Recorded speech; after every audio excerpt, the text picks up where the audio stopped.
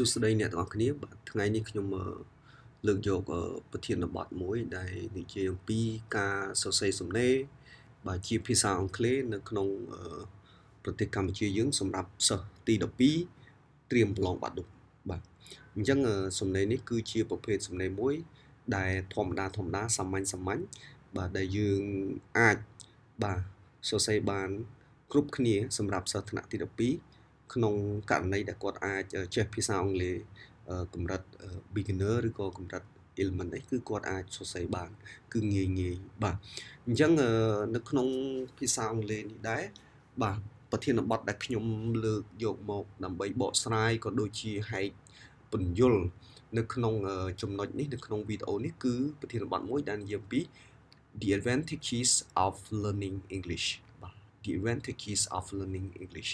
បាទបកប្រែថាគុណសម្បត្តិនៃការរៀនភាសាអង់គ្លេសបាទអញ្ចឹងអ្នកទាំងអស់គ្នាមើលមកខាងក្រោមទៀតបាទអញ្ចឹងការសរសេរសំណេរនេះគឺវាមិនខុសពីសរសេរសំណេរខ្មែរយើងប្រហែលទេដោយសារយើងបែងចែកវាជា3ដោយចំណុចទី1គឺយើងនិយាយអំពីអីចំណុចទី1យើងនិយាយអំពីសក្តីផ្ដើម introduction បាទចំណុចទី2យើងនិយាយអំពី body បាទ body នេះខាងក្រោមនេះបាទ body ហ្នឹងបាទគឺគេហៅថាតួសេចក្តីបាទតួសេចក្តីហើយចំណុចចុងក្រោយគឺបាទខ្ញុំនឹងបង្ហាញបន្តិចទៀតបាទចំណុចខាងក្រោយគឺ conclusion បាទគេថាសេចក្តី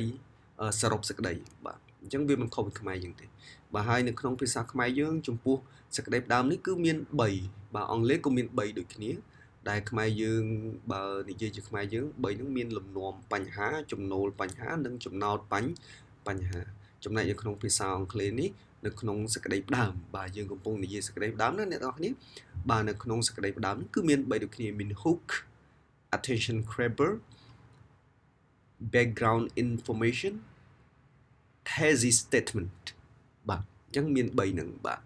អញ្ចឹងគោលបំណងនៅក្នុងការសរសេរសេចក្តីផ្ដើមបាទវាមិនខុសពីខ្មែរយើងទេបាទគឺដើម្បីអីគេណែនាំឬក៏បើកបង្ហាញអំពីប្រធានបទរបស់យើងបាទឬក៏គំនិតសំខាន់ដែលយើងត្រូវសរសេរនៅក្នុងសំណេរនេះឯងបាទថាយើងចង់សរសេរអំពីអីឲ្យតាក់ទងជាមួយនឹងប្រធានបទរបស់យើងខាងលើបាទអញ្ចឹងលំនាំបញ្ហារបស់យើងបាទហុករបស់យើងគឺចាំបាច់ណាស់គឺយើងប្រើវាដើម្បីទាញចំណាប់អារម្មណ៍អ្នកអានបាទមានថាយើងនិយាយជាទូទៅហើយក្នុងន័យមួយដើម្បីទាញចំណាប់អារម្មណ៍អ្នកអានបាទហុកនេះឯងបាទទាញចំណាប់អារម្មណ៍អ្នកអានឲ្យគាត់ចាប់អារម្មណ៍ថាអូប្រធានបទនេះគេចង់និយាយពីអានេះតើណែហើយអាហ្នឹងវាមិនដែរបាទទុកចម្ងល់ឲ្យបន្តិចដើម្បីគាត់បានឆ្ងល់ហើយគាត់បន្តមកអានទៀតតាក់ទងទៅនឹង background information មានថាព័ត៌មានមួយចំនួនព័ត៌មានមូលដ្ឋានមួយចំនួនដែលតាក់ទងជាមួយនឹងប្រធានបទយើងនិយាយថាខាងលើហ្នឹងវាអញ្ចេះមួយអញ្ចោះមួយអញ្ចឹងទៅថាហើយមិនបានវាអញ្ចឹងបាទមិនបានវាអញ្ចឹងហើយបន្ទាប់មកទៀតបានយើងផ្ដល់នៅគំនិតសំខាន់នៃសំណេរហ្នឹងជាតលហិកមួយជាទំពុកមួយដែលចោតសួរជាបញ្ហាក្នុងការឈានទៅសរសេរនៅក្នុងតួសេចក្តីបាទអញ្ចឹងយើងចោតជាបញ្ហាហើយសួរឬក៏សំណួរទៅកាន់តួសេចក្តីបែបណាអញ្ចឹងយើងមើលឧទាហរណ៍ទាំងអស់គ្នាដោយចាប់ផ្ដើមពីលំនាំបញ្ហាមកចាប់ផ្ដើមពីហុកមកបាទអញ្ចឹងបាទយើងមើលទាំងនេះEnglish is one of the most important languages in the world បាទគេថាភាសាអង់គ្លេសគឺជាភាសាមួយដែលសំខាន់បំផុតនៅក្នុងពិភពលោកបាទអញ្ចឹងយើងនិយាយបដោតទៅថាភាសាអង់គ្លេសសំខាន់អញ្ចឹងធ្វើឲ្យអ្នកអានចាប់អារម្មណ៍សំខាន់យ៉ាងម៉េចហើយក៏បន្ថែមមកទៀតថា many people learn English because it help them communicate study and find jobs បាទមានថាមនុស្សជាច្រើននឹងរៀនភាសាអង់គ្លេសដោយសារតែវានឹងជួយពួកគេនឹងឲ្យមានការឲ្យងាយស្រួលអីគេតាក់ទងជួយទៅលើការរៀនសូត្រហើយនឹងជួយទៅលើការរកការងារបាទអញ្ចឹងហុករបស់យើងនិយាយអំពីបាទតាក់ទងទៅនឹង topic របស់យើងគឺណែនាំថាសារៈសំខាន់អីចឹងទៅពីភាសាអង់គ្លេសថាវាសំខាន់ប៉ុណ្ណាអញ្ចឹងមកសំខាន់ប៉ុណ្ណាបាទទំហំប៉ុណ្ណាហើយយើងថាមួយទៀតយើងថាអ្វីដែល dương chỉ thao vì sầm khăn này tại ở với đại dương kích thá mùi nắng rồi cóประเทศบาดมวยนึงrồi có ภาษาอังกฤษนึงវាសំខាន់អញ្ចឹងយើងត្រូវបដោតទៅលើអីនេះយើងបង្ហាញផុសតាងមួយចំនួនទូចមួយបើថាមនុស្សជាច្រើនរៀនភាសាអង់គ្លេសដោយសារវាជួយអីចឹងមកហើយបន្ទាប់មកទៀតគឺយើងទំនាក់ទំនងទៅនឹងតួសេចក្តីគឺយើងមានពាក្យមួយគេថា thesis statement បាទគំនិតសំខាន់ទៅលើសំណេរហ្នឹងដោយបាទទាញវាភ្ជាប់ជាមួយនឹងតួសេចក្តីថា this essay will explain the advantages of learning English មានថាសំណេរនេះនឹងឬក៏ការសរសេរខាងលើនេះការរៀបរាប់ខាងលើនេះនឹងពន្យល់អំពីគុណសម្បត្តិនៃការរៀនភាសាអង់គ្លេសបាទយើងដាក់ប្រធានចូលតែម្ដងហើយបន្ទាប់ទៀតគឺយើងចូលទៅក្នុងតួសេចក្តីបាទនៅក្នុងតួសេចក្តីជាទូទៅសំណេរដែលយើងសរសេរ150ពាក្យ180ពាក្យហ្នឹងតួសេចក្តីភាគច្រើនគឺមាន3កថាខណ្ឌហើយតួសេចក្តីទី1តួសេចក្តីទី2និងតួសេចក្តីទី3ហើយបើសិនជាយើងទៅ100ពាក្យ80ពាក្យឬក៏120ពាក្យទៀតប្រហែលជាតួសេចក្តីមានតែមួយទេអ្នកទាំងអស់គ្នាអញ្ចឹងតួសេចក្តីនៅកន្លែងនេះគឺខ្ញុំលើក3មកបាទមូលហេតុអីបានខ្ញុំលើក3គឺដោយសារខាងលើនេះគឺយើងនិយាយ3ដែរយើងនិយាយពី communicate study and find job បាទអញ្ចឹងតួសេចក្តីត្រូវមាន3បកស្រាយចំណុចនីមួយៗនេះតែបើយើងត្រូវសរសេរឬក៏ប្រធានគេឲ្យយើងសរសេរត្រឹមតែ120ពាក្យទេអញ្ចឹងអ្នកទាំងអស់គ្នាអាចក្តោបអា3ហ្នឹងចូលនៅក្នុងបាទ body តែមួយតែម្ដងហើយលើកឧទាហរណ៍គ្រប់គ្រងអីផ្សេងបាទនៅក្នុង body តែមួយទៅក្នុងលក្ខណៈខ្លីមួយដោយរាប់ពាក្យផងបាទកំណត់ពាក្យផងថាធ្វើម៉េចត្រឹម100ពាក្យឬក៏ត្រឹម120ពាក្យកុំឲ្យលើសច្រើនពេកកុំឲ្យខ្លីច្រើនពេកអញ្ចឹងបន្ទុកក៏គេឲ្យទៅតាមនឹងដែរណាបាទអញ្ចឹងយើងមើលតួសេចក្តីបាទតួសេចក្តីយើងលើកយកចំណុចមួយមក communication បាទ communication យកមកដាក់ចូលនៅក្នុងតួសេចក្តីដែលជា paragraph ទី2របស់យើងបាទកថាខណ្ឌទី2របស់យើងហ្នឹងបាទដោយគោលបំណងនៃការសរសេរអំពីការទំនាក់ទំនងហ្នឹងគឺយើងពន្យល់អំពីសារៈសំខាន់នៃភាសាអង់គ្លេសធ្វើវាសំខាន់យ៉ាងម៉េចទៅដល់ការទំនាក់ទំនងរបស់យើងអញ្ចឹងនៅក្នុងការសរសេរតួសេចក្តីហ្នឹងគឺមាន4ចំណុចដែលយើងត្រូវដឹងបាទ4ចំណុចនោះគឺមានអីគេមាន topic sentence ដែលយើងណែនាំអំពីគំនិតបាទនៃទំនាក់ទំនងហ្នឹងវាយ៉ាងម៉េចបាទយើងបង្ហាញពីគំនិតផ្សេងតាក់ទងទៅនឹងការទំនាក់ទំនងអីផ្សេងអស់ហើយបានយើងលើកឧទាហរណ៍ហើយនឹងរកមូលហេតុប្រាប់ផងថាមូលហេតុអីដោយសារតែអីហើយមួយទៀតឧទាហរណ៍ជាក់ស្ដែងមកនៅក្នុងសង្គមបច្ចុប្បន្នឬក៏ដកពីសភៅណាឬក៏ប៉ុន្តែវាយើងយកពីជាក់ស្ដែងពីក្នុងសង្គមមកក៏វាមានច្រើនដែរតាក់ទងទៅនឹងគុណសម្បត្តិនៃការរៀនភាសាអង់គ្លេសបាទគឺមានច្រើនបាទហើយបន្តមកទៀតឈ្នាប់របស់យើងយើងយកអីយើងយក first បាទយើងយកអីទៀត for example in addition because so បាទទាំងអស់ហ្នឹងគឺជាកន្លែងដែលភ្ជាប់គឺជាពាក្យមួយសម្រាប់ភ្ជាប់បាទពីពាក្យមួយទៅពាក្យមួយពីឃ្លាមួយទៅឃ្លាមួយដើម្បីឲ្យវាមានភាពណែនណងវាស្ដាប់ទៅវាសមវាចូលទៅជាអ្នកអានទៅវាយល់សេចក្តីនៅក្នុងការសរសេររបស់យើងនឹងអញ្ចឹងfor example in addition because នេះគឺជា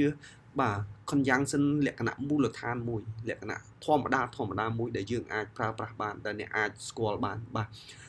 ប្រហែលជាវីដេអូក្រោយខ្ញុំនឹងធ្វើបង្ហាញអំពីការប្រើប្រាស់ conjunction ទាំងអស់ហ្នឹងហើយបាទគ្រាន់តែនៅក្នុងចំណុចនេះខ្ញុំមិនអាចបង្ហាញទេគ្រាន់តែយើងដឹងថាយើងទៅអាចប្រើអានឹងគឺយើងត្រូវប្រើអានឹងនៅក្នុងការសរសេរសំណេរដើម្បីឲ្យវាមានភាពណែនណង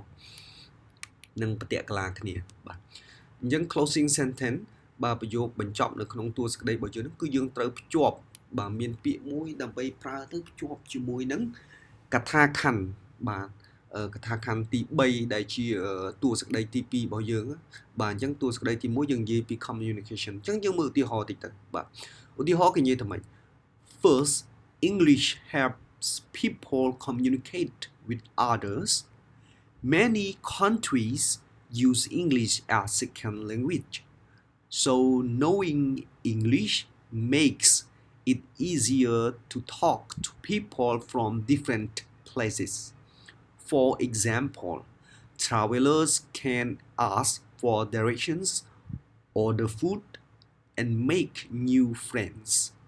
In addition, English is the main language of the internet and social media, so it helps people stay connected. បាទអញ្ចឹងនៅក្នុងនេះខ្ញុំសរសេរបាទឃើញដូចជា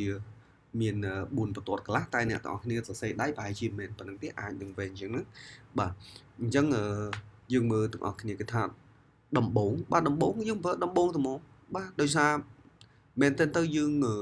បើសិនជាយើងចេះស៊ីជំរឿក៏យើងសរសេរទៅតាមការយល់របស់យើងទៅតែបើសិនជាយើងមិនសូវទេយើងសរសេរចប់មកប្រយុទ្ធខណ្ឌមួយបាទ full stop មួយចឹងមកប្រយុទ្ធ full stop មួយមកប្រយុទ្ធ full stop មួយមកដើម្បីកុំឲ្យមើលទៅវាបើសិនជាយើងអត់ចេះភ្ជាប់យើងភ្ជាប់ទៅវាធ្វើឲ្យការអានឬក៏ការយល់ហ្នឹងវាពិបាកនៅក្នុងការយល់បើយើងអត់ចេះភ្ជាប់ហើយវាខុសវេយ្យាករណ៍អីចឹងណាបាទអញ្ចឹងដើម្បីងាយស្រួលចប់មកប្រយុទ្ធទៅសេមកប្រយុទ្ធថ្មីទៀតអញ្ចឹងយើងមើលឧទាហរណ៍ដែលខ្ញុំបានឲ្យគឺងាយស្រួលមែនតើសរសេរបាទអត់ពិបាកទេឲ្យយើងយកចិត្តទុកដាក់ចេះពាក្យច្រើនចេះវេយ្យាករណ៍មួយចំនួនហើយនឹងឆ្នក់ឃ្លាមួយចំនួនគឺសរសេរបានហើយបាទអញ្ចឹងយើងមើលទី1នេះភាសាអង់គ្លេសគឺជួយមនុស្សឲ្យបាទឲ្យតាក់ទងជាមួយនឹងគ្នាបានបាទជាមួយនឹងគ្នាបានបាទមានថារវាងជនបរទេសនិងរវាងនៅខ្មែរនៅប្រទេសយើងអីចឹងទៅបាទអានោះគឺអាចសរសេរបន្ថែមចូលទៀតបានប៉ុន្តែយើងសរសេរតែប៉ុណ្ណេះក៏វាគ្រប់គ្រាន់ enough ដែរប៉ុណ្ណឹងសម្រាប់តំណែងបាទបង្ហាញអញ្ចឹងឧទាហរណ៍បាទយើងដល់ឧទាហរណ៍បាទយើងនិយាយប៉ុណ្ណឹងមកហើយបន្តទៀតយើងនិយាយហេតុផលនឹងឧទាហរណ៍មកណាបាទ many country use English as second language បាទអញ្ចឹងអានេះជាឧទាហរណ៍ប្រទេសជាច្រើនប្រើភាសាអង់គ្លេសជាភាសាទី2 so បាទឃើញយើងប្រើ so ជាលទ្ធផលបង្ហាញថាជាលទ្ធផលឬក៏ដូចនេះអញ្ចឹងទៅ knowing English make it easier to talk to people from different places មានថាដូច្នេះការចេះភាសាអង់គ្លេសគឺជួយឲ្យវាមានភាពងាយស្រួលនៅក្នុងការជជែកទៅកាន់មនុស្សបាទពីទីកន្លែងផ្សេងគ្នាបាទអញ្ចឹងនេះគឺជាបាទ reason មួយដែលវាជះត្រឡប់ទៅលើនេះ topic sentence របស់យើងនេះបាទ communication របស់យើងនេះបាទគឺជះទៅលើនឹងមានឧទាហរណ៍បាទយើងដាក់ for example ចឹងតែម្ដងទៅបាទអ្នកទាំងអស់គ្នាបាទវាងាយសរសេរណា for example travelers can ask for directions or the food បាទអ្នកដំណើរអាចសួររកពីទិសដៅកំងម្ហូបហើយនឹងបង្កើតឬក៏រាប់អានបទថ្មីបាទអញ្ចឹងគឺប៉ុណ្ណឹងហើយខណ្ឌទៀតហើយបន្ទាប់ទៀតយើងដាក់ in addition បាទងាយបាទ in addition បាទកន្លែងនេះយើងដាក់ moreover in addition ឬក៏ furthermore បាទមានច្រើនទៀតប៉ុន្តែយើងដាក់ណាដែលយើងចេះមកដើម្បីសរសេរទៅឲ្យបានបន្ទុកបាទ in addition English បាទជាបន្ថែមឬក៏លើសពីនេះទៅទៀតភាសាអង់គ្លេសគឺជាភាសាមួយដ៏សំខាន់សម្រាប់អ៊ីនធឺណិតការប្រើប្រាស់អ៊ីនធឺណិតនឹងឯងហើយនឹងបណ្ដាញសង្គមបាទ social media Facebook អីចឹងទៅបើយើងសរសេរចូលទៀតក៏សរសេរទៅតែបើអត់ទេក៏ទៅដោយសារយើងនៅសល់តួសេចក្តីរបស់យើងពីparagraph ទៀតនោះពីកថាខណ្ឌទៀតនោះអញ្ចឹងសរសេរវាអាចលើសច្រើនអញ្ចឹងយើងបន្ថយដៃតិចមកយើងដាក់ធ្វើ social media មិនបាច់ចាំឧទាហរណ៍ដូចជា Facebook អីទៀតទេបាទវាច្រើនពេកបាទ so it help people to stay connected បាទដូច្នេះវាជួយបាទប្រជាជនឬក៏មនុស្សទាំងឡាយហ្នឹងឲ្យវាមានការតាក់ទងគ្នាបានល្អនៅតែរក្សាទំនាក់ទំនងគ្នាបានល្អបាទអញ្ចឹងអានេះគឺជាបាទគេថា body paragraph ទី1របស់ខ្ញុំអញ្ចឹងខ្ញុំបញ្យល់ប៉ុណ្ណឹងហើយយើងចូលទៅទី3បាទចូលទៅ paragraph ទី3អញ្ចឹង paragraph ទី3គឺយើងនិយាយអំពីអីeducation បាទការអប់រំបាទខាងលើយើងនិយាយ3បាទយើងនិយាយ3អញ្ចឹង communicate មួយហើយ education បាទជាចំណុចទី2ដែលយើងត្រូវនិយាយអញ្ចឹងយើងដាក់ second តែម្ដងបាទកន្លែងនេះគឺដូចទៅនឹងខាងលើមិញយ៉ាងដែរ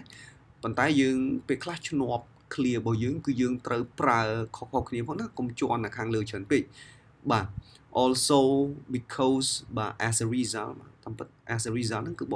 បើសិនសរសេរ so ក៏បានដែរបាទ show បាទអញ្ចឹងយើងសរសេរធ្វើម៉េចកុំឲ្យ redundant បាទកុំឲ្យវាជន់ឬក៏ច្រំដែរច្រើនពេកអាចថាជន់ម្ដងពីរម្ដងអីវាមិនអីទេតែ2 3ដងគឺស្ដាប់ទៅវាអត់ល្អទេបាទវាថារំដំវាមិនវាស្ដាប់ទៅវាឆ្កងអញ្ចឹងណាបាទអញ្ចឹងដូចគ្នាយើងណែនាំគំនិតសំខាន់ដែលជា topic sentence របស់យើងមកជាអីបាទនេះគឺ education បាទយើងណែនាំ idea តទៅនឹង education មកលើកឧទាហរណ៍ headផលបាទប្រើជំនួស clear បាទគឺដូចទៅនឹងកថាខណ្ឌទី2ដែលជាតួសេចក្តីទី1របស់យើងដែរបាទគឺដូចគ្នាបាទនៅក្នុងការសរសេរហ្នឹងប៉ុន្តែគាត់យើងកុំឲ្យប្រើពាក្យច្រំដែរហើយជន់គ្នាបាទ second បាទទី2 English is useful for education បាទនិយាយមកតែប៉ុណ្ណឹងភាសាអង់គ្លេសគឺវាមានសារៈសំខាន់ឬក៏មានប្រយោជន៍សម្រាប់ការអប់រំលើកហេតុផលនិងឧទាហរណ៍ផ្លែតបាទងាយមែនទែនការសរសេរនេះបាទសាលាជាច្រើន many school universities and online courses use English មានថាសាលាជាច្រើនសាកលវិទ្យាល័យជាច្រើនហើយនឹងថ្នាក់ online ជាច្រើនគឺប្រើភាសាអង់គ្លេសបាទជាក់ស្ដែងគឺចឹងប្រើភាសាអង់គ្លេសAlso, students who learn English can access more books, research, and learning materials. បាទអញ្ចឹងក៏ដូចនេះផងដែរឬក៏សិស្សបាទសិស្សដែលអីគេសិស្សដែលរៀនភាសាអង់គ្លេសអាចវាប្រើវាដើម្បីអានសភៅ access more book បាទប្រើវាដើម្បីអានសភៅប្រើវាដើម្បីស្រាវជ្រាវឬក៏ប្រើវាដើម្បីប្រើប្រាស់ទៅលើអ្វីដែលយើងត្រូវរៀនផ្សេងសំបីគណិតវិទ្យាក៏យើងត្រូវប្រើអង់គ្លេសរូបបាទមុខវិជ្ជាអីក៏ប្រើអង់គ្លេសដែរបាទភាគច្រើនដែលយើងស្រាវជ្រាវស៊ីជម្រៅមែនទេគឺយើងប្រើភាសាអង់គ្លេសបាទ because many important academic books are written in English students who understand English can learn more បាទដោយសារតែការសិក្សាឬក៏សភៅដែលយើងត្រូវសិក្សាជាច្រើនហ្នឹងគឺសំខាន់សិក្សាដែលសភៅដែលយើងត្រូវសិក្សាជាច្រើនដែលសំខាន់ហ្នឹងគឺអីគេ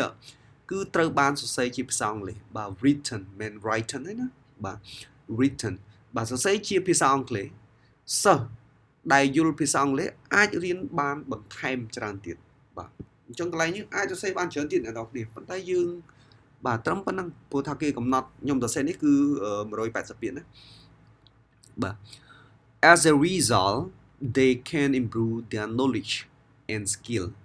អាស្រ័យហេតុនេះហើយ as a result ពួកគេអាចបង្កើននៅចំណេះដឹងរបស់ពួកគេហើយនឹងជំនាញរបស់ពួកគេបាទអញ្ចឹងកថាខណ្ឌទី2កថាខណ្ឌទី3ដែលជាតួសក្តីទី2របស់យើងគឺត្រូវបានបញ្ចប់អញ្ចឹងយើងចូលទី3បាទទី3គឺដូចគ្នាពន្យល់ពីអី career opportunity job បាទអ្នកនរគ្នា job បាទគឺមុខរបរបាទ find jobs បាទមុខរបរឱកាសការងារបាទ career opportunity ឱកាសការងារអញ្ចឹងដូចគ្នា introduce the idea example or reasons បាទអញ្ចឹងកន្លែងនេះយើងប្រើ conjunction ខុសពីខាងលើទៀតហើយបាទ for instance នេះគឺស្មើនឹង for example ប៉ុន្តែយើងប្រើ synonym យើងប្រើពាក្យផ្សេងអ្នកនរគ្នា in addition ជាន់តិចបាត់តើបើយើងប្រើ moreover ក៏អែមដែរណាបាទ so that therefore បាទអញ្ចឹងទៅ prepare for the conclusion អញ្ចឹងយើងសរសេរ3ចំណុចដែលយើងរៀបរាប់ខាងលើហើយអញ្ចឹងយើងត្រៀមចូលសរុបសេចក្តីតាមនោះទៅអញ្ចឹងយើងដាក់មក search ដាក់ទី3អញ្ចឹងហ្មងទី3 English can help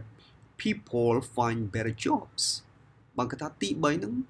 ភាសាអង់គ្លេសអាចជួយឲ្យមនុស្សរកការងារបានល្អប្រសើរបាទ Many companies look for employees who can speak English បាទមានថាក្រុមហ៊ុនជាច្រើនបាទក្រុមហ៊ុនជាច្រើននេះបាទក្រុមហ៊ុនជាច្រើនស្វែងរកបាទនយោជិកមានថាបុគ្គលិកនឹងឯងដែលអាចនិយាយភាសាអង់គ្លេសបាន For instance ឧទាហរណ៍ people who know English can work in international businesses បាទជាឧទាហរណ៍មនុស្សណាឬក៏ប្រជាជនណាដែលចេះភាសាអង់គ្លេសហ្នឹងគឺអាចធ្វើការនៅក្នុងមុខជំនួញលក្ខណៈអន្តរជាតិ tourism បាទផ្នែកទេសចរ or technology ហើយនឹងផ្នែកបច្ចេកវិទ្យាបែបអន្តរជាតិបាទគឺអាចទំនាក់ទំនងជាមួយជនបរទេសផ្សេងបាទមិនមែនតាមសហរដ្ឋអាមេរិកអង់គ្លេសកាណាដាទេដែលនិយាយអង់គ្លេសគឺមានប្រទេសជាច្រើនទៀតដែលនិយាយភាសាអង់គ្លេសបាទ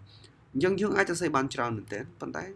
យើងត្រូវកំណត់ចំនួនពាក្យគេឲ្យ180យើង180ទៅកុំលើសច្រើនពេកទាំង200អីបានណាបាទ in addition បន្ថែមពីនេះទៀត English skill can help people បាទជំនាញអង់គ្លេសនេះជំនាញភាសាអង់គ្លេសនេះអាចជួយឲ្យប្រជាជន get higher salary បាទទទួលបានប្រាក់ខែខ្ពស់ជាងមុនបាទ higher salary ទទួលបានប្រាក់ខែខ្ពស់ therefore learning English is very useful for career successful ដូច្នេះហើយភាសាអង់គ្លេសការរៀនភាសាអង់គ្លេសគឺវាពិតជាចាំបាច់ឬក៏ពិតជាមានប្រយោជន៍សម្រាប់ជោគជ័យទៅលើអាជីពឬក៏ទៅលើការងារ Dân dương thực sự phần năng mó hay dương châu từ sở rộp sực đấy bà nhưng mà sẽ khăn chọc ở mình chuột bây nhảy nhảy chuyện thế này đó nhé bà sẽ phần năng cứ nghi xuống này không cả sở sẽ mình thế bà thực sự mà bị dụ chọn bà dân conclusion bao giờ cứ chia cả thạc hành tí pram paragraph 5 bà dân khởi pram paragraph nó ôi sẽ chuyện mấy ba đời xa tại dương sẽ rồi bạn sẽ biến dân sẽ bay pram paragraph từ đại miền sẽ cái đào môi tua sẽ cái bay hay cái bên chọn môi mà tại bữa xem rồi bị bạn sẽ biết tách đi ở tràn thế nhé tôi sẽ tập bay paragraph bạn này tua sẽ đấy chúng tôi sẽ cái đấy đám tua sẽ cái đấy đại miền tại tầm mùi tua sẽ cái đấy tại bạn hết sẽ cái đấy bên chọn một cái chọn hay bữa xem rồi bị bạn sẽ biết rồi bị tại rồi bạn sẽ biết là hơi và cứ từ cả pram paragraph hay tôi sẽ ở bài chạy ở việc đặt chẳng là bởi nghi xu lời kia an tới vì dùng cùng đặt bao dương bà chẳng trong bộ sự đấy bình chọn nâng restate the thesis statement mình than đi dây lang với nơi cùng đặt sầm khăn ba đi dây lang với nơi cùng đặt sầm khăn đại tái dương pra piệp sình dương cũngឲ្យជន់ពាក្យកំណត់តែមួយប៉ុន្តែប្រើពាក្យផ្សេងដូចខ្ញុំបាននិយាយខាងលើកុំឲ្យ redundant កុំឲ្យជន់ពាក្យគ្នាបាទ summarize key point មិនថាយើងសរសេរសង្ខេបសារឡើងវិញសរសេរឲ្យខ្លីឡើងវិញនៅbody paragraph របស់យើងមានថាគឺយើងគុំមកស្អីគេក្នុងមិញ communication ស្អីគេjob find jobs ហើយនឹងកដាលមិញមួយទៀតនឹងការសិក្សា education អា3ហ្នឹងយើងសរសេរចូលគ្នាតែមួយមកហើយឲ្យខ្លីមកហើយសរសេរយ៉ាងម៉េចចាំមើលឧទាហរណ៍ទាំងអស់គ្នា final thought បាទអញ្ចឹងអានេះគឺជាគំនិតយើងចុងក្រោយបើសិនតែខ្មែរយើងហៅថាដំបូងមានមតិយើងផ្ទាល់ខ្លួនហើយនឹងដំបូងមានចុងក្រោយគឺបែបហ្នឹងឯងបាទដែលយើងទុកឲ្យអ្នកអានហ្នឹងទុកជាគំនិតណាទុកជាទស្សនៈទានឲ្យគាត់អានបន្តទៅបាទឲ្យគាត់គិតបន្ថែមទៀតតើអាចសិក្សាអ្វីបានទៀតអំពី advantages of learning English ណាបាទអញ្ចឹងខ្ញុំនិយាយលឿនតិចអធិស្ឋានអ្នកនរគ្នាដោយសារកុំឲ្យវីដេអូនឹងវាវែងពេកបាទអញ្ចឹងនៅក្នុងសេចក្តីបញ្ចប់យើងដាក់អញ្ចឹងត្មង in conclusion ឬក៏ all in all ឬក៏ finally ឬក៏ gradually បាទយើងអាចដាក់បាទបើយើងចេះយើងដាក់ផ្សេងទៀតមកដែលជា adjunctive សម្រាប់បញ្ចប់នៅក្នុងសរុបសេចក្តីហ្នឹងអញ្ចឹងក្នុងនេះខ្ញុំដាក់ in conclusion ងាយ in conclusion learning English is very beneficial បាទឃើញទេខាងលើយើងដាក់ important យើងដាក់ useful យើងដាក់ helpful អញ្ចឹងកន្លែងនេះយើងដាក់ beneficial ម្ដងទៅដើម្បីកុំឲ្យជួនហើយបកប្រែមិនដូចគ្នាមានប្រយោជន៍សារៈប្រយោជន៍ដូចគ្នាបាទអញ្ចឹងសរុបសេចក្តីមកការរៀនភាសាអង់គ្លេសគឺពិតជាសំខាន់ណាស់ it helps with communication education and career opportunity ឃើញទេអញ្ចឹងយើង topic sentence យើងសំខាន់នៅក្នុងតួសេចក្តីមិញបើយើងដាក់ចូលមកវាជួយជាមួយនឹងការទំនាក់ទំនងការអប់រំហើយនឹងអីហើយនឹងឱកាសការងារបាទ because English is used worldwide it can open many doors for people បាទអញ្ចឹងផ្ដល់ reason មកដូចតាតួសេចក្តីចឹងប៉ុន្តែយើងសរសេរលក្ខណៈបញ្ចប់ដោយយើងថែមទៅលើ final thought របស់យើងមិនថាមតិផ្ទាល់ខ្លួនហើយនឹងយោបល់ដោយសារតែភាសាអង់គ្លេសគឺត្រូវបានប្រើប្រាស់បាទពាសពេញសកលលោកហើយវាអាចផ្ដល់នៅឱកាសជាច្រើនសម្រាប់មនុស្សទូទៅណា many door មានថាបើកទ្វារបាទបើកទ្វារអីមានថាឲ្យយើងឃើញអ្វីដែលថ្មីបាទមានឱកាសថ្មីបាទអញ្ចឹងគេប្រើពាក្យថា many door បាទ open many door អញ្ចឹងទៅបាទអញ្ចឹងក្នុងកន្លែងនេះគឺយើងបកប្រែថាផ្ដល់ឱកាសឬក៏ផ្ដល់អ្វីដែលថ្មីសម្រាប់មនុស្សបាទ open many door ហ្នឹងបាទ everyone should try បាទនេះឃើញទេយោបល់របស់យើង everyone should try to learn English so that they can enjoy these advantages and improve their futures បាទមានថាអ្នករាល់គ្នាគួរតែរៀនសាករៀនភាសាអង់គ្លេសដូច្នេះពួកគេនឹងអាចនឹងអីគេ enjoy អាចនឹងរីករាយឬក៏ចូលចិត្តទៅនឹងគុណសម្បត្តិហើយនឹងភាពរីកចម្រើននៅក្នុងអនាគតរបស់ពួកគេមានថាជំរុញឬក៏ពន្លឿននៅអនាគតរបស់ពួកគេនឹងឲ្យមានភាពរីកចម្រើនអញ្ចឹងទៅបាទអញ្ចឹងសរុបមកវិញបាទខ្ញុំក៏បានសរសេរជាសំណេរពេញមួយដែរនៅខាងក្រោមបន្តិចទៀតខ្ញុំនឹងអូសទៅដល់ហើយអ្នកទាំងអស់គ្នាតាមដានទាំងអស់គ្នាទៅបាទព្យាយាមមើលទៅអ្នកទាំងអស់គ្នាហើយយកអានេះមួយជាគំរូនៅក្នុងការសរសេរសំណេរដទៃទៀតហើយយើងព្យាយាមអានសំណេរផ្សេងទៀតឲ្យបានច្រើនបើយើងចង់ចេះសរសេរសំណេរបានល្អ បាទគឺយើងចំណាយពេលទៅមួយថ្ងៃកន្លះម៉ោងឬក៏15នាទីដើម្បីអានសំណេរថ្មីដែលយើងចូលចិត្តអានហើយយើងរៀនសរសេរផងយើងអានហើយយើងរៀនសរសេរបន្ថែមបាទអនុវត្តបាទរៀនភាសាអង់គ្លេសដើម្បីចេះគឺមាន3ចំណុចទី1 practice ទី2 practice ទី3 practice គឺអនុវត្តជាប្រចាំក្នុងការនិយាយការស្ដាប់ការអានការសរសេរក៏ដោយគឺចាំបាច់ត្រូវអនុវត្តតែម្ដងទើបវាចេះបាទអញ្ចឹងចំពោះរាល់ format រាល់ទម្រង់ដែលខ្ញុំលើកឡើងមកនេះគឺខ្ញុំមានផុសតាងរបស់ខ្ញុំបាទខ្ញុំបានអានពីក្នុងសៀវភៅចំនួន4នេះប៉ុន្តែខ្ញុំមិនបានអានលម្អិតទាំងអស់ទេបាទគឺខ្ញុំអានច្បិចយកតែចំណេះមួយចំនួនដែលខ្ញុំត្រូវការហើយ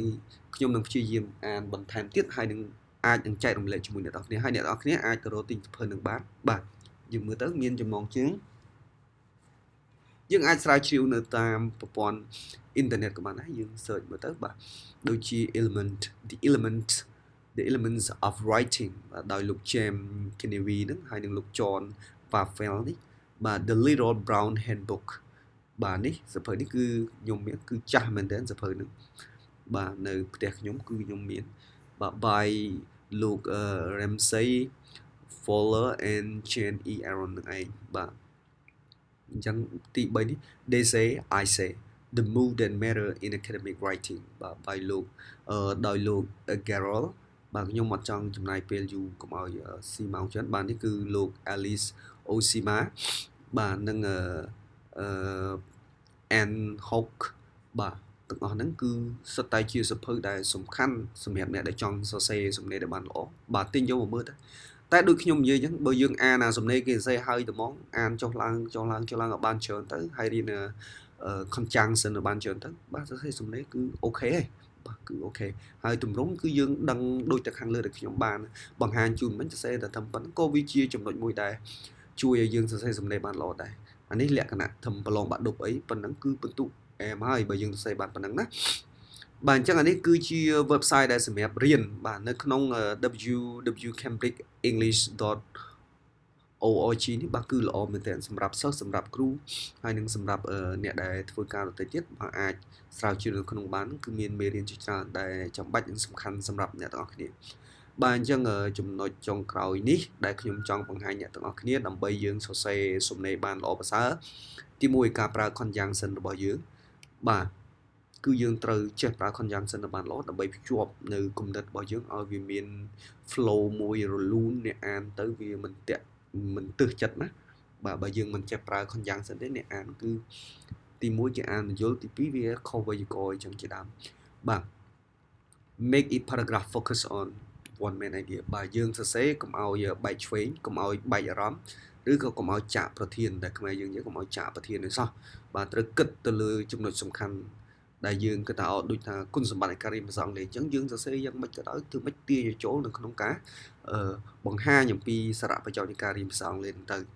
give example to support your opinion បាទឧទាហរណ៍ត្រូវតែមានថាយើងធ្វើអ្វីមួយយើងចង់បង្ហាញអ្វីមួយត្រូវមានផុសតាង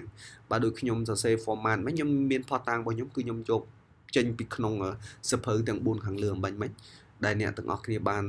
ឃើញអំបញ្ញមិញនឹងឯងបាទ check grammar and spelling before submitting មានថាយើងពិនិត្យមើលលើវេយ្យាករណ៍ហើយនឹងការប្រកបម្ដងទៀតមុននឹងយើងយកกระดาษហ្នឹងយកទៅដាក់ប៉ុន្តែធម្មតាយើងមិនមែនសរសេរនៅក្នុងកុំព្យូទ័រឬក៏នេះអញ្ចឹងយើងសរសេរលើกระดาษសិលឹកកិច្ចការអញ្ចឹងគឺប្រយ័ត្នមែនតែខុសលុបគឺអាចនឹងទទួលការដកបន្ទុកហើយអញ្ចឹងព្យាយាមសរសេរឲ្យបានហ្មត់ចត់ហើយពិនិត្យឲ្យបានគ្រប់ជ្រុងជ្រោយមុននឹងយើងសរសេរគំនិតអីផ្សេងចូលទៅក្នុងសំណេររបស់ពួកយើងបាទអញ្ចឹងនេះគឺជាសំណេរទាំងដុលដែលយើងបានលើកយកមកអំបញ្ញមិញបាទហើយខ្ញុំមិនអានឲ្យអ្នកទាំងអស់គ្នាទេអ្នកទាំងអស់គ្នាបាទស្គប់អានទៅបាទទីនេះគឺខ្ញុំបានបាទអូសមួយហើយអ្នកទាំងអស់គ្នាស្គប់អានទៅហើយខ្ញុំប្រហែលជានឹងអាចថតសំណេរនឹងផុសនៅក្នុងសង្គមបណ្ដាញ Facebook វិញជាដើមដើម្បីទុកជាទុនសម្រាប់អ្នកទាំងអស់គ្នាអានលេងបាទអញ្ចឹងសូមអរគុណច្រើនជួបគ្នាវីដេអូក្រោយ See you